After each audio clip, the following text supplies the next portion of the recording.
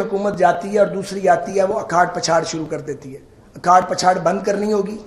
پاکستان بڑے serious economic crisis میں ہے, مذاق نہیں ہے, بہت سیریس پرابلم ہے یہ, اور اداروں کو چلانا مشکل ہو گیا ہے. سچی بات یہ ہے کہ جس انداز میں پہلے ریلوے چل رہا تھا اس انداز میں چلانا ممکن ہی نہیں رہا. ہمارے پاس ریسورس ہی نہیں ہے. جو پی ایس ٹی پی ہے وہ ہم 43 بلین پہ لے گئے تھے, اور اگر یہ بیچ میں خرابی پیدا نہ کی جاتی اور ایک پروجیکٹ لانچ نہ کیا جاتا ڈیریلمنٹ کے لیے الیکٹڈ گورنمنٹ کو, تو ہمارا پی ایس ٹی پی اس وقت 100 بلین پہ ہوتا, اور ہماری انکم بھی جو تھی وہ 100 بلین پلس ہوتی. لیکن جہاں چھوڑ کے گئے تھے اس میں صرف 4 ارب کا 4 سال میں اضافہ ہوا. ہر برس ریلوے کو 12-14 بلین کا ریونیو ایڈ کرنا ہے. یہ ایک پیس ہم سیٹ کر کے گئے تھے. 18 بلین سے 54 بلین پہ چھوڑ کے گئے تھے. جب واپس آئے تو 58 بلین پہ کھڑا تھا 4 سال کے بعد. اب ہم پھر دوبارہ کوشش کر رہے ہیں. تو ہم اپنے, مجھے اچھی طرح یاد ہے اپنے دور میں 150 کے قریب لوکوموٹیو ہم نے نئے, اور جو ریہیبلیٹیٹ کیے تھے 150 سے زائد 160 کے قریب وہ ہم نے فلیٹ میں ایڈ کیے تھے.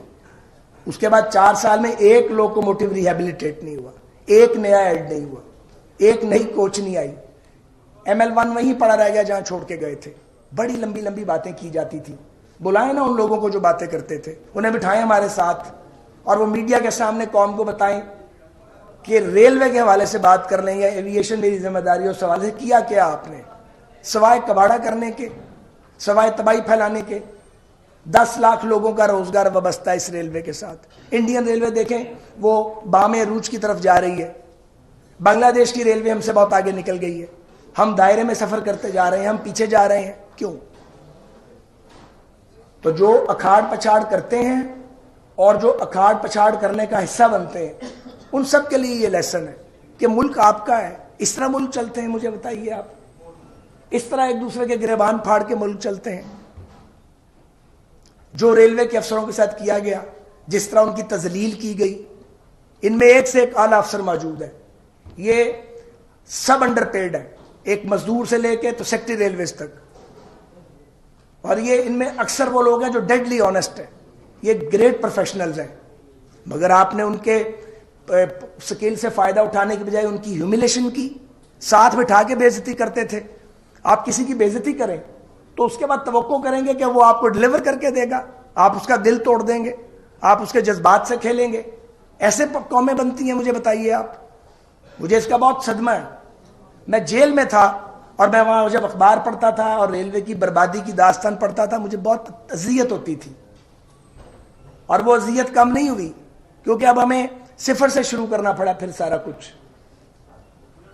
11 ہم نے نئے ریلوے اسٹیشن بنائے, ان 11 کے اندر ایک کا تو اضافہ کرتے, کوئی نئی پاور وین لے کے آتے آپ. ہم نے پوری ریلوے کی لینڈ کو ڈیجیٹائز کیا الحمدللہ.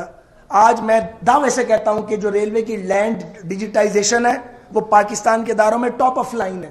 اب ہم سول ایویشن کی زمینوں کو بھی ڈیجیٹائز کرنے جا رہے ہیں, اور ریلوے کے یہ ڈی جی لینڈ بیٹھے ہوئے ہیں, یہ مدد کر رہے ہیں اپنے تجربے کی بنیاد پہ. اسی طرح رائل پام کی واگزاری کو چھوٹا واقعہ ہے, کتنی ہمارے بارے میں بیشنگ کی گئی کہ پتہ نہیں کہ ہمارا پرسنل انٹرسٹ ہے. الٹیمیٹلی شیخ عظمت سعید صاحب نے اپنی ججمنٹ میں ریلوے کے اور ہمارے موقف کی تائید کی اور وہ واپس ریلوے کو مل گیا. اور اب ہم کوشش کر رہے ہیں کہ وہ سپریم کورٹ کے احکامات کی روشنی میں اس کو کسی ٹاپ آف لائن کمپنی کو کمپیٹیٹو بڈنگ ہو رہی ہے, اس کی آج کل پروسیس جاری ہے, مل جائے تاکہ وہاں سے ریونیو آئے. 3 بڑی اہم باتیں ہیں ریلویز کے لیے. ایک, ریلوے لینڈز جس کے بارے میں 4 احکامات ہیں آنریبل سپریم کورٹ کے. ایک حکم یہ کہتا ہے کہ صوبے ریلوے کی زمینیں ریلوے کے نام کریں. بلوچستان اور کے پی نے کر دی, پنجاب اور سندھ نے نہیں کی, غلط کیا. دوسرا حکم کہ آپ ریلوے کی زمین کو 5 سال کے لیے لیز کر سکتے ہیں, یہ درست نہیں تھا. تو 5 سال کے اوپر پھر آپ کو ایگریکلچرل لینڈ تو دے سکتے ہیں, کمرشل لینڈ کا پریمیم نہیں ملتا. نمبر 3, آپ ریلوے کی 1 انچ زمین بھی کسی کو نہیں دے سکتے کمرشل کام کے لیے. بھائی جو زمین پڑی ہے اور جہاں پہ کور بزنس نہیں ہونا, اس کا کیا کریں پھر ہم؟ اور یہ اس لیے سپریم کورٹ نے فیصلہ دیا کہ ریلوے نے اپنا مقدمہ وہاں ٹھیک طریقے سے پریزنٹ نہیں کیا. اگر آپ پیش کرتے, کیونکہ جوڈیشری یہ چاہتی تھی, جو میری سمجھ ہے, کہ لوٹ مارنا ہو. اگر آپ ان کو یہ یقین دلاتے کہ ایک شفاف میکنزم ہے تو آپ کو اجازت ملتی. اور ایک آرڈر ہے رائل پام کے اوپر، تو ہم ریویو میں گئے ہوئے ہیں.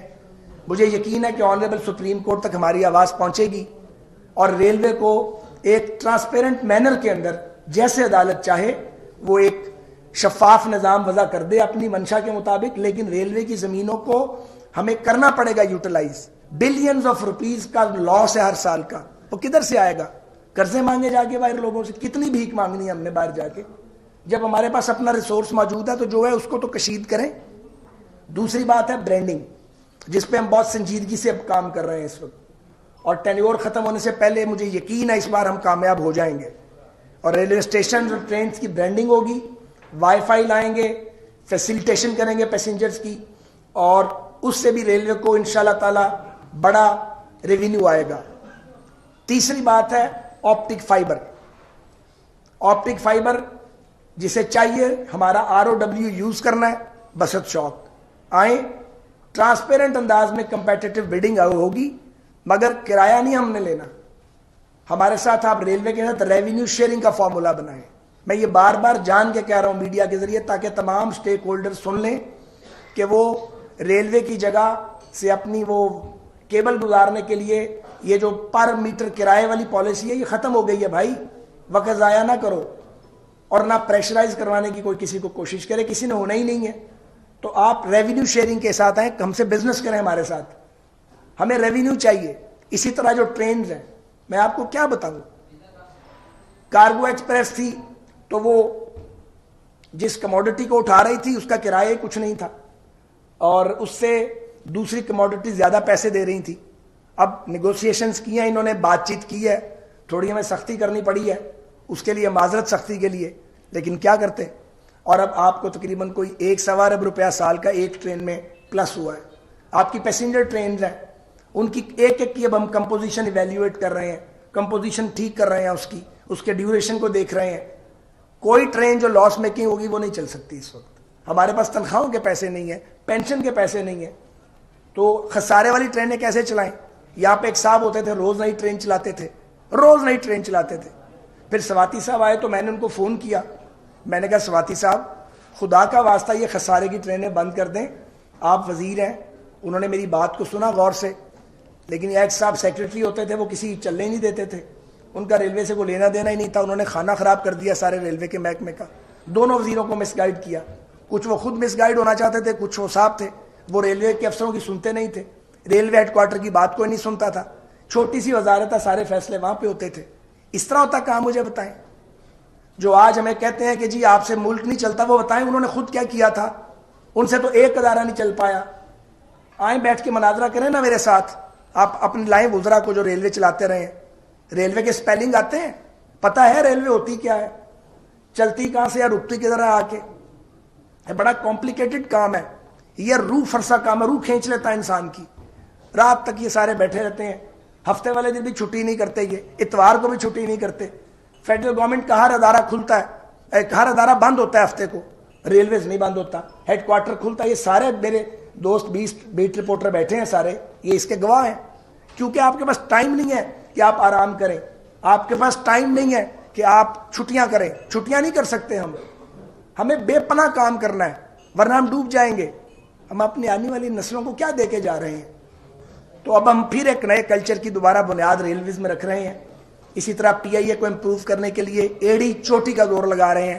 ایویشن کے اندر نیچے مافیاز بنے ہوئے ہیں، کارٹل بنے ہوئے ہیں، انہیں توڑ رہے ہیں.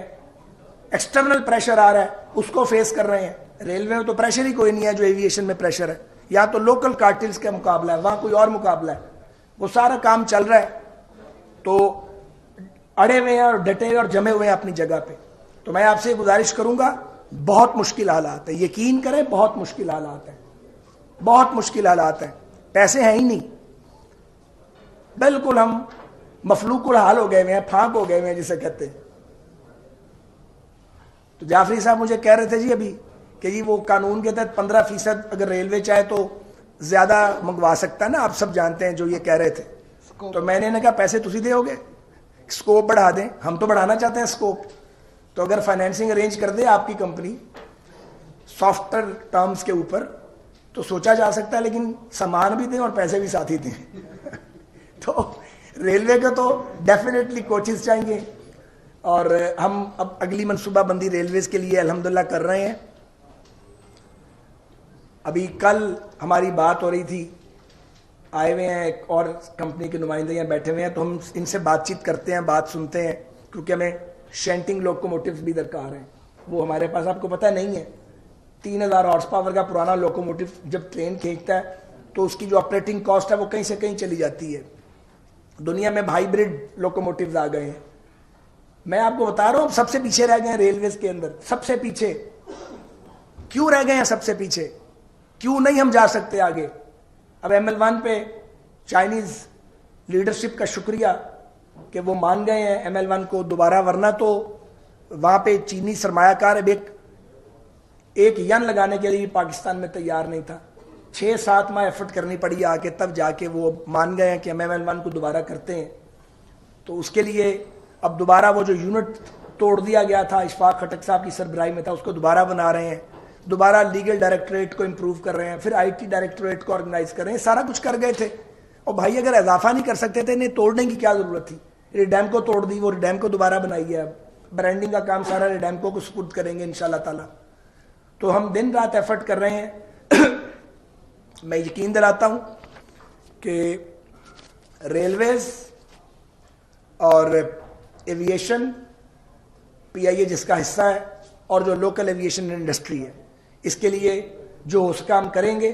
جو نیشنل ایویشن پالیسی ہے اس کو بھی امپروو کیا جا رہا ہے، وہ تقریباً فائنلائز ہماری ہو گئی ہے، اسے جلد فیڈرل کیبنٹ کے اندر ہم سبمٹ کریں گے، اور جو لوپ ہول سے پچھلی پالیسی میں ان کو انشاءاللہ ہم کور کریں گے.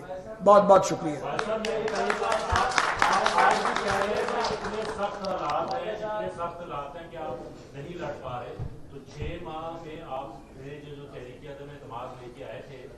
حکومت کا سارا کل آپ کو کس نے مشورہ دیا تھا؟ اپنے سر لے رہے اور آج 6 ماہ بعد بھی آپ کہہ رہے ہیں بہت مشکل حالات ہے. اس کا مطلب آپ کے پاس پلان کوئی نہیں تھا اس تحریک کے کامیاب ہونے کے بعد؟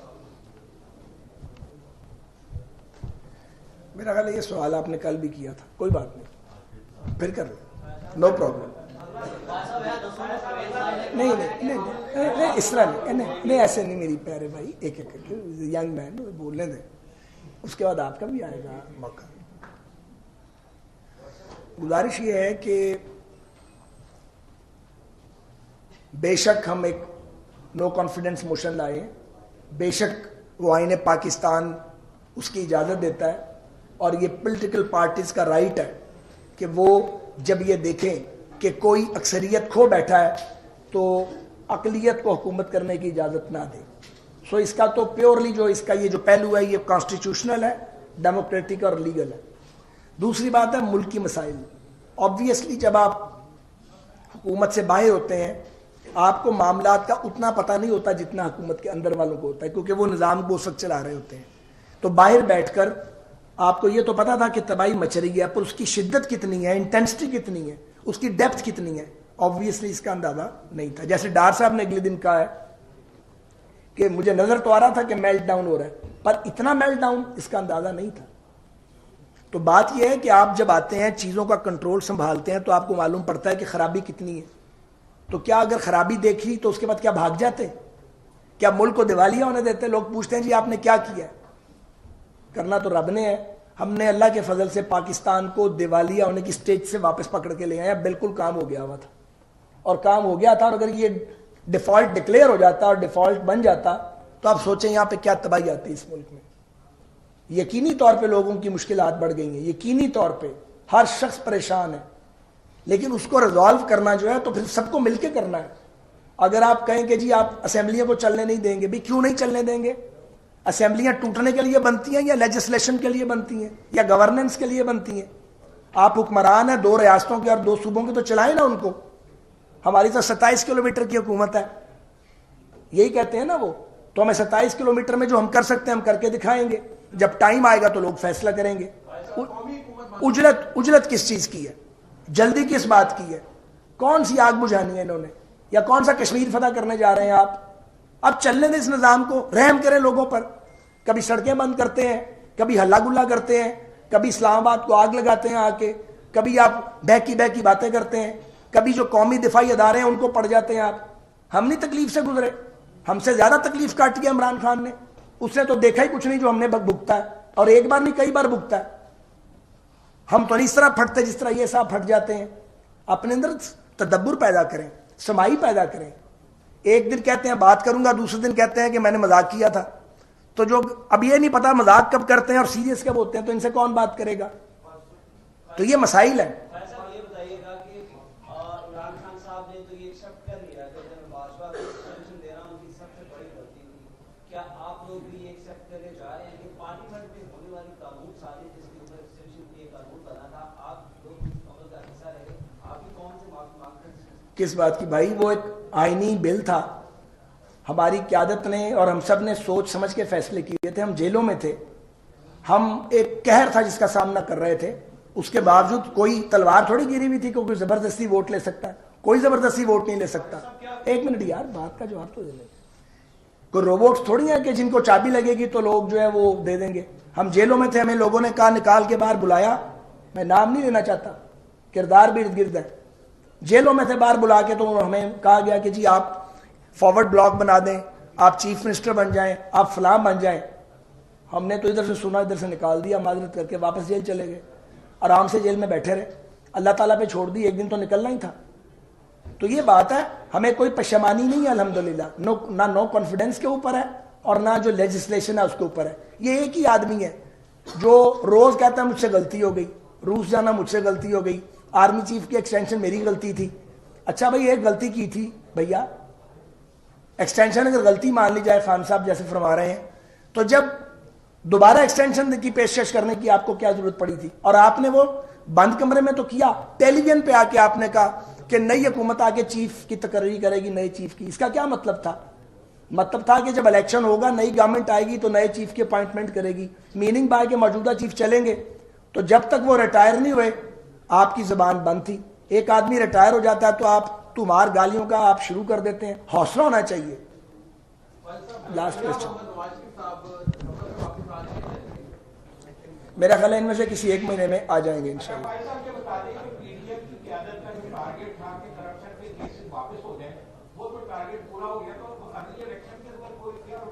یہ معذرت کے ساتھ آپ نے سوال کے اندر اپنی رائے کا اظہار کیا ہے. آپ کو میری پیارے بھائی سوال کا حق ہے, اپنی رائے دینا میرا رائٹ ہے. اور ایک سیکنڈ میرے پیارے بھائی, ایک منٹ. اور اگر جناب نے رائے دینی ہے تو تسی اتھے آ جاؤ تو میں نے اتھے سوال کریں گے. ایسا نہیں ہے. نیب کے کالے قانون نے پاکستان کی اکانومی کا ستیہ ناش کیا ہے. یہ ریلوے کے افسران تھے 6 بے گناہ, ان کو پکڑ لیا, 6 مہینے جیل کٹوائی, اور پچھلے ہی دور میں وہ باعزت بری ہو کے نکلے. تو اگر اس ڈریکونین لا کے اندر امینڈمنٹ کی گئی ہے تو وہ کسی 2, 4, 10 خاندانوں کے لیے نہیں کی گئی ہے. سب سے زیادہ تعداد وہاں پہ سول سروینٹس کی تھی. بیچارے پڑے ہوئے تھے اندر, ان کا کھانا پہنچانے والا کوئی نہیں تھا. آپ کو پتا ہے لوگوں کے ساتھ کس کس وہ مصیبت سے گزرے ہیں. پروفیسرز کو پکڑا گیا, کاروباری لوگوں کو رسوا کیا گیا. لوگ جو تھا وہ آپ کا کیپٹل, اس کی پاکستان سے باہر فلائٹ ہوئی, پیسہ لوگ باہر لے گئے. لوگوں نے کہا یہاں پروجیکٹ ہی کوئی نہیں کرنا. یہ نیب کا قانون تو پرویز مشرف بنا گیا تھا عام ٹوسٹنگ کے لیے, پھر اس کو عمران نے اور اس کے سہولت کاروں نے استعمال کیا. شرم بھی نہیں آئی ان کو استعمال کرتے ہوئے. اصولاً تو ہمیں نیب کو ختم کر دینا چاہیے تھا, نیا ادارہ بننا چاہیے تھا, اور وہ وقت بھی آئے گا. اکاؤنٹیبلٹی کا نظام نیا آنا چاہیے. ان سارے لوگوں کو گھر جانا چاہیے جو اس وکٹمائزیشن کے عمل کا حصہ رہے ہیں. بتائیے گا کہ آپ نے کہا کہ کچھ لوگوں نے آپ کو باہر نکال کے کہا کہ فارورڈ بلاک بنائیں, کیا یہ وہی لوگ تھے جنہوں نے مونس علائی کو کہا کہ آپ پی ٹی آئی کی طرف جائیں؟ کیا کہیں گے؟ مونس علائی صاحب کی کیا کہتے ہیں, میرا ان سے کوئی لینا دینا نہیں ہے. لیکن جو اس وقت پروجیکٹ عمران کو چلا رہے تھے انہوں نے ہر حربہ استعمال کیا, جہاز بھر بھر کے M P As M N As کے لے کے جاتے تھے. آخری بات سن لیں, ان کا خیال ہے کہ ہم الیکشن سے بھاگیں گے. ہم نے کوئی نہیں بھاگنا. نہ سہولت کار اویلیبل ہے, نہ وہ جہاز اویلیبل ہے, نہ ان جہازوں کو بھرنے والے اویلیبل ہیں. تو اگر آپ یتیم ہو کے سیاسی یتیم کے طور پہ الیکشن لڑنا چاہتے ہیں وہ آئیں. ہم تو ساری زندگی یہی کام کرتے رہے ہیں. بہت شکریہ.